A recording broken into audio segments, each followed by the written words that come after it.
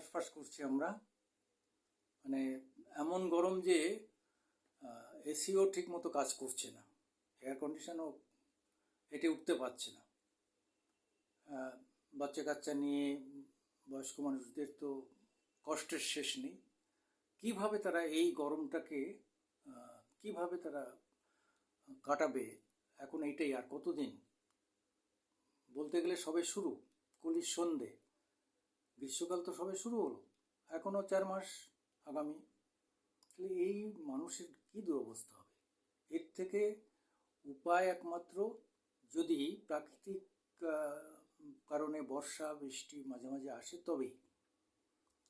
কিন্তু হচ্ছে না কেন? আপনাদের মনে আছে কিছুদিন আগে তুরস্কে ভূমিকম্প হয়ে গেল, আর আজকে দুবাই বৃষ্টিতে ভাসছে। নমস্কার, আমি সুকুমার দেবনাথ। মাঝে মাঝে আপনাদের সামনে আসি বিভিন্ন বিষয় নিয়ে। আজকে বিষয় হচ্ছে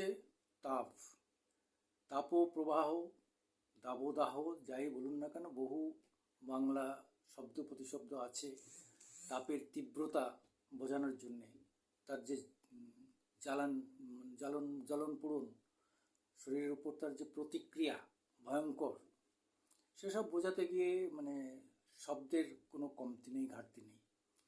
এই দাবদাহ থেকে আমরা কিভাবে নিষ্কৃতি পেতে পারি তার সঠিক কোনো রাস্তা আমাদের জানা নেই। মনে আছে 2015 সালে 15 বছরের একটি মেয়ে, সুইডিশ মেয়েটি গ্রেটা থুনবার্গ, খুব হইচই ফেলে দিয়েছিল সারা বিশ্ব জুড়ে।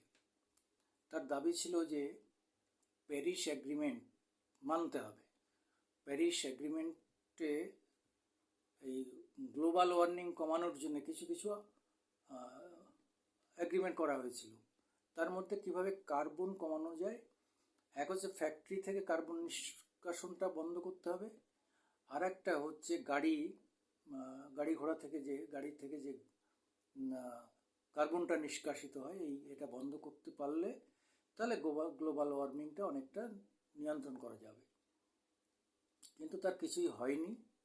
তার ফলেই আমাদের দেখতে হলো কিছুদিন আগে তুরস্কে ভূমিকম্প হয়ে গেল, আরও দু একটা জায়গায় ছোটোখাটো ভূমিকম্প হচ্ছে, বৃষ্টিতে ভাসছে।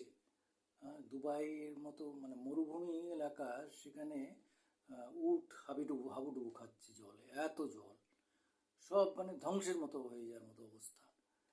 ফলে আমাদের নিজেদের এখন অত্যন্ত সচেতনভাবে চলতে হবে। রাস্তাঘাটে হাঁটা যায় না কেন, কোনো জায়গায় তো গাছ নেই। গাছের নিচে দিয়ে গেলে যে আপনি একটু আরাম পাবেন তা তো নয়। ধু ধু করছে জ্বলন্ত বরুণ মাথার উপর করছে, আগুন বর্ষণ করছে। এই যে অবস্থা, বাজারে যেতে পারবেন না আপনি, 8টার পরে বেরোতেই পারবেন না। মনে হবে যেন সবসময় গা জ্বলে যাচ্ছে, এমন একটা তীব্র দহন হচ্ছে শরীরে। ফলে এসি চালিয়েও আপনি খুব শান্তি পাচ্ছেন না। তারাও কতক্ষণ কাজ করবে, তাদেরও তো একটা পাওয়ার আছে। এত এই উত্তাপ কমাতে গিয়ে এসিও খারাপ হয়ে যাবে। তো এরকম একটা জায়গায় দাঁড়িয়ে আমাদের দায়িত্ব যে গাছ লাগানো, শয়ে শয়ে গাছ লাগাতে হবে। রাস্তার দুপাশে গাছ লাগাতে হবে, যেখানে সুযোগ পাওয়া যাবে সেখানে গাছ লাগাতে হবে। কিন্তু আমরা সেই গাছ লাগানোর কাজটা করছি না। এটা নিয়ে তো বহু এনজিও কাজ করছে, সরকারের বহু ধরনের আইন কানুন আছে, ফরেস্টের উপর, পরিবেশের উপর, ইকোসিস্টেমের উপর, ইকোলজির উপর নানানভাবে বহু রকম প্রজেক্ট করা হয়েছে।